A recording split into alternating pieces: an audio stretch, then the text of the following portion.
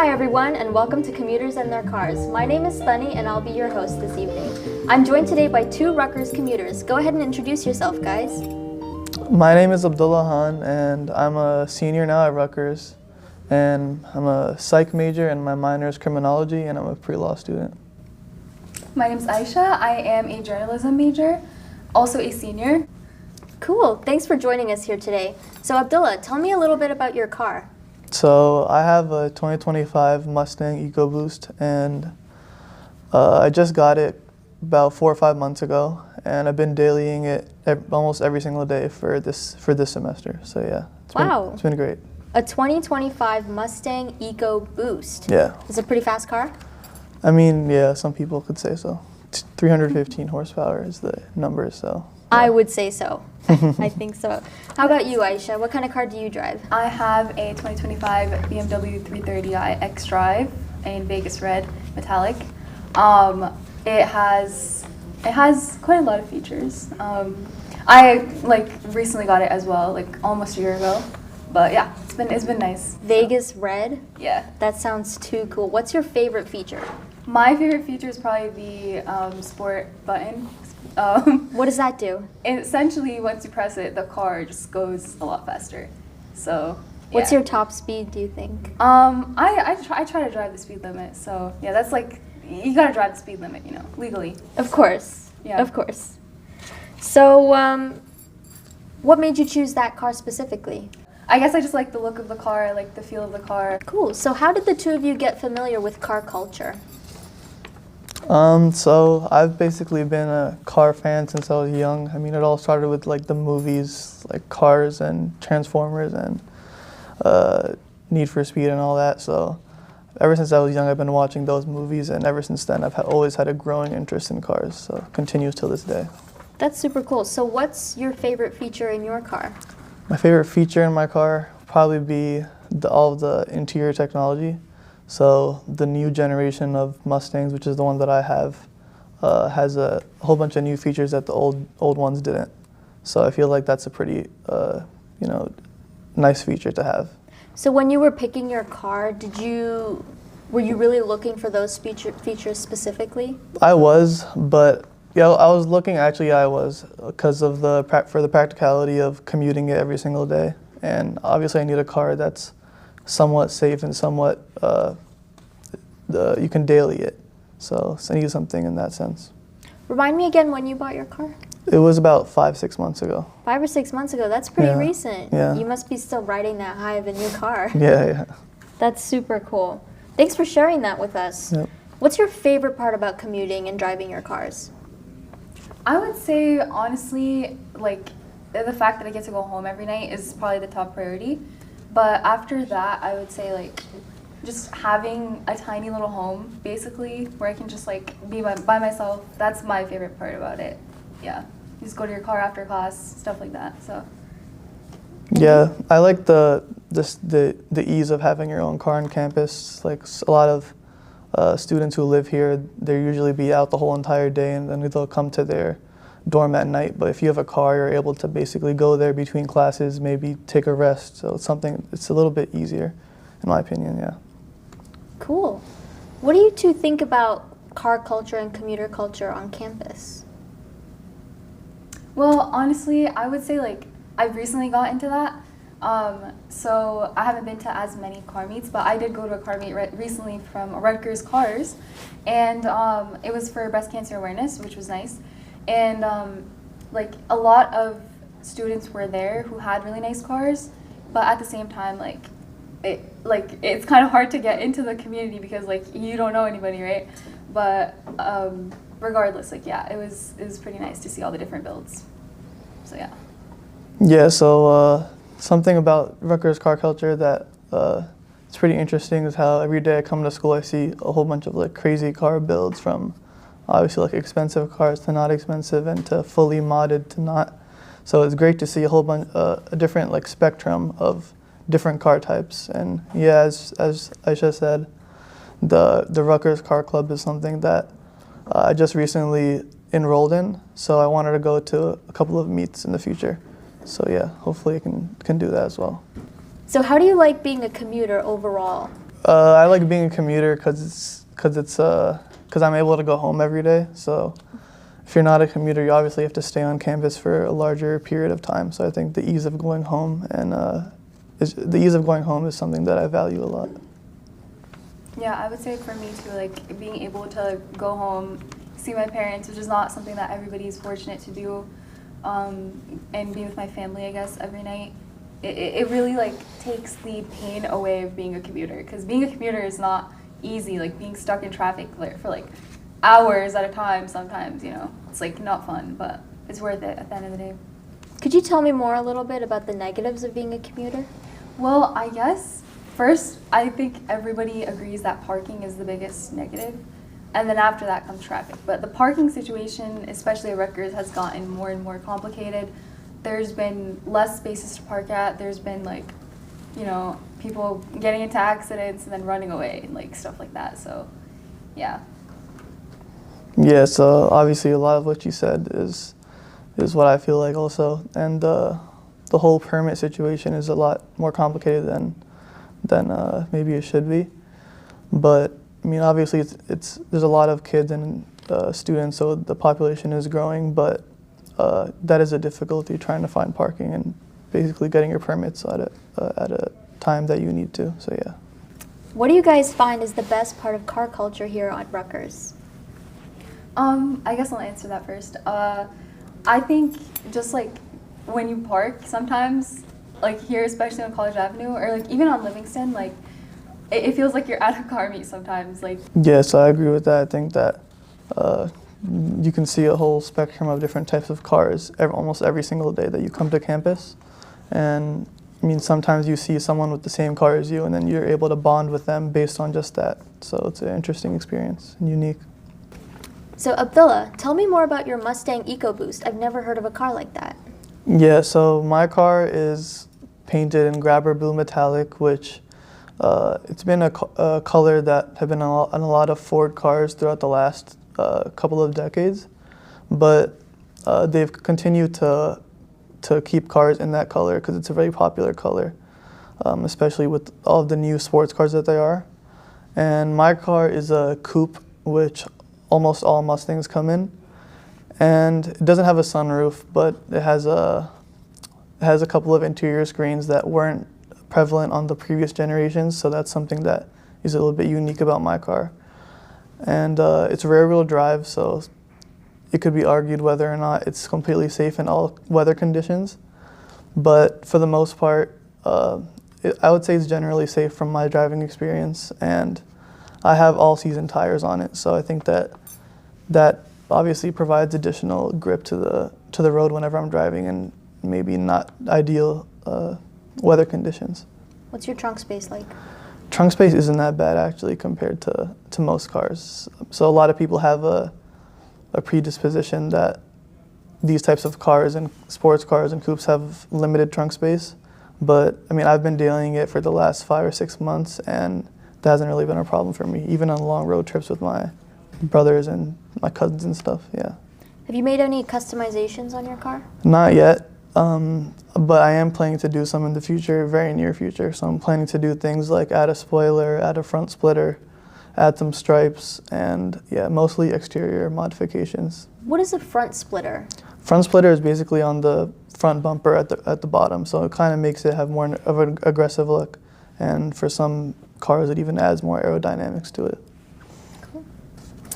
So Aisha, tell me more about your BMW 330i. okay, so it is a 2025 BMW 330i X-Drive in the color Vegas Red Metallic, which means there's like little flakes of like sparkles, I guess.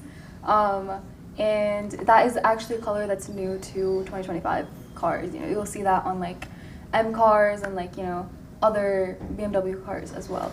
But so I got my car like around December 2024, which was last year. And I've been dealing it as well, like Abdullah. I've been dealing it since then. Had a few oil changes. I actually just picked it up today from the dealership. And I would say that I have not gotten any work done on it yet, but you know, hopefully in the future. Right now I have tinted windows and pretty much that's that's all I have on it. But yeah. Do you guys judge less fancy cars? No. Not at all, honestly. I think that whole like notion of judging either less expensive or like not conventionally attractive looking cars is like, it's kind of stupid that people like behave that way, because it's, first of all, it's not humble. Second of all, it's very arrogant, which is both the same thing. But and then third of all, it's like you can't judge somebody's financial situation because you don't know what it's like. Maybe they can't afford it. Maybe they just don't want it. Maybe that person's not even into cars. So like, it's not really something for anyone to judge about. So. Yeah.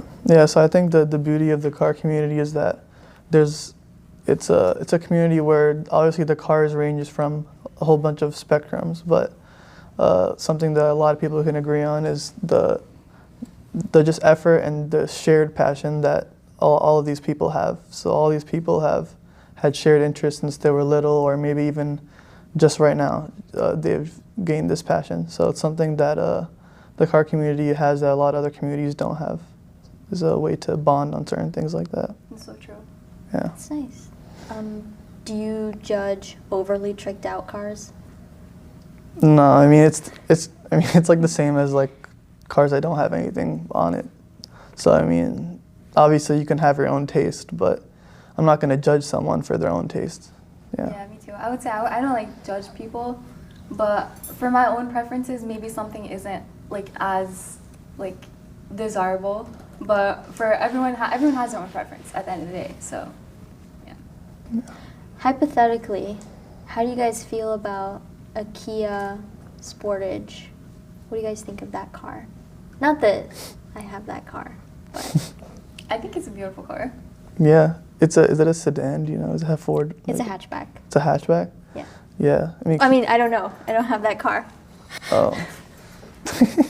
I mean, yeah, Kias are nice. My aunt has a Kia, so Nice. it's a nice car. I do judge cars pretty viciously sometimes. Like what kind of cars?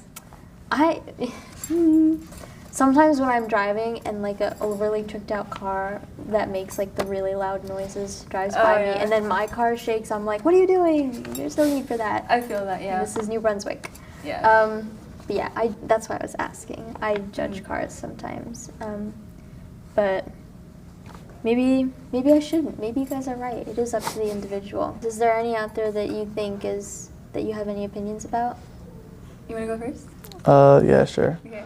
I mean, I'm more of an American car guy, so I mean when I see like German cars, no disrespect to your car. I was like, what? But I mean, I like those cars, but I like American cars a lot more. So, I mean, sometimes people overreact to like some German cars that are like, in my opinion, not as crazy. So maybe I judge those a little more. I would say that people kind of go a little bit crazy about it. And it's like, you know, there's so many much more crazy builds. Just because something is the most new or like has the like most new technology doesn't mean it's like the best thing, you know what I mean? That I would say that, but yeah. When you say like crazy build, what is the craziest build that you've ever seen?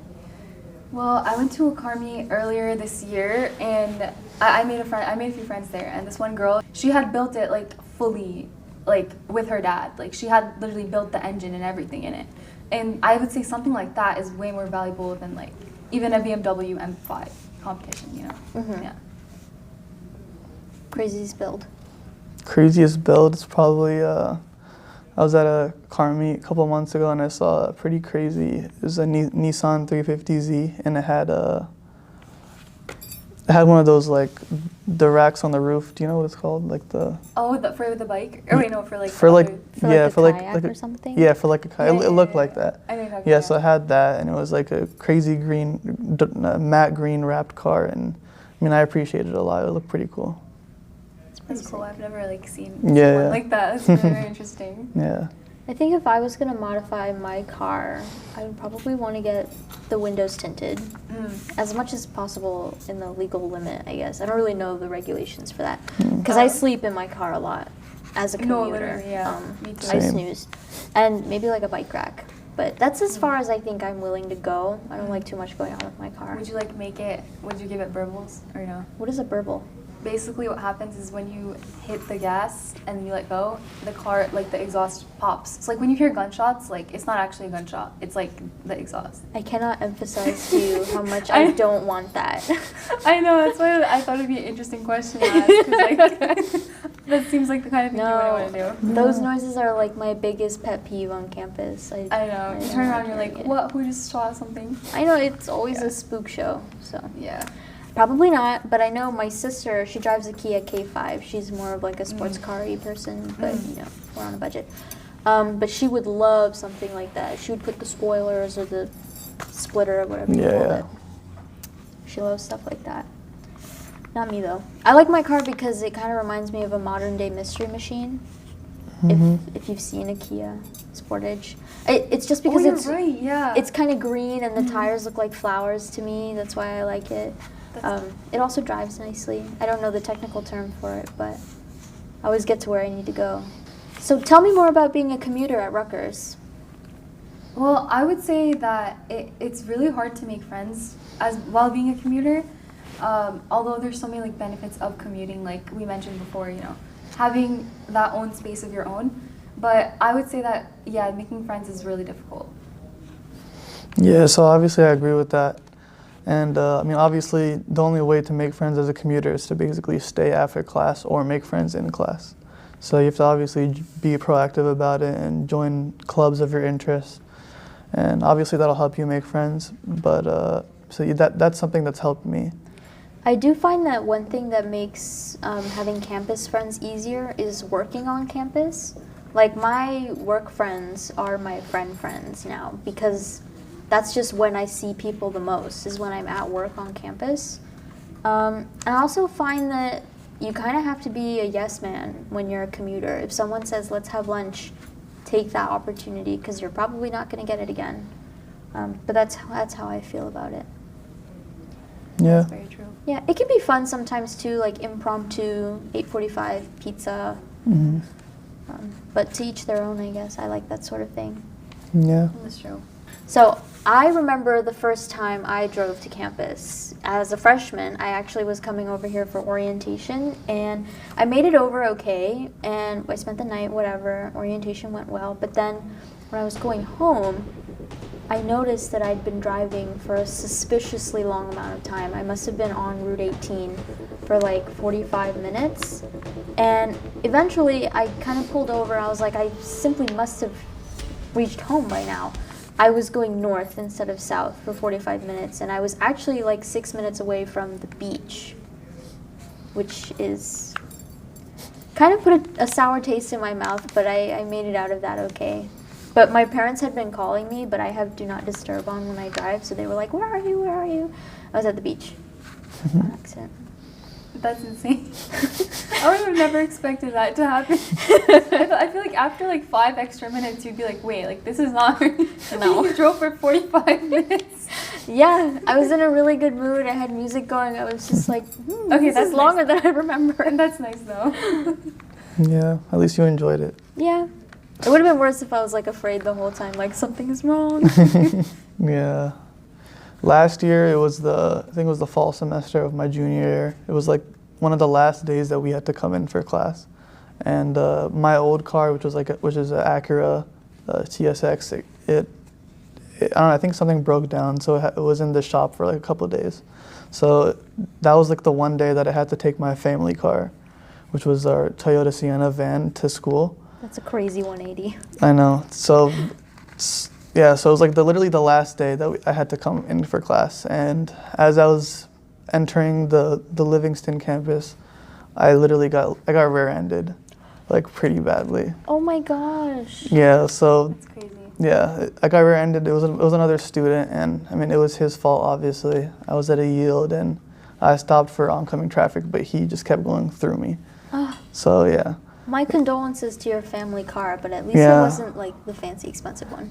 Yeah, I guess, but it was still a sentimental car. Oh, I'm sorry. Did you guys get to have it like fixed up or? No, we basically went through insurance and got it totaled and got a new car. Oh my gosh. I'm So so yeah, sorry for it was your loss. unfortunate, but it was just crazy that it was like the last day of school. You were okay though. I was right? okay. It was just me in the car, and I was Okay. okay. So, but I mean, obviously it sucks, but I'm yeah. sorry it happened. Commuter stuff. I also have been getting into tiffs recently on the road. It's not good. I've also noticed pedestrians being like, if I get And hit, I pedestrians get not hit. caring either. Both of them don't care. Yeah. That's hilarious. I've been on like both sides of that. Yeah. I remember, I must have been like 2 years ago. I was like running around College Avenue, and the traffic was insane. Like cars were coming like 2 cars per second. It was really, really speedy. And I was holding hands with my friend, and I was like, when we get the chance, we just have to run. And finally, we got like a split-second shot, and we were sprinting across the road. And then we hear like the loudest honk on the planet, and it's like an F bus veering the corner. We were like, Oh my gosh. F bus. But we were okay. That's crazy. She was like, you could have killed me. I didn't though. Wow. Yeah. I'm glad you're safe. But yeah, pedestrians don't care. Yeah. Yeah, it's a mixed bag. Yeah. Well, Aisha, Abdullah, thank you for joining me tonight on Commuters and Their Cars. Once again, my name is Thani, and I've been your host. Good night.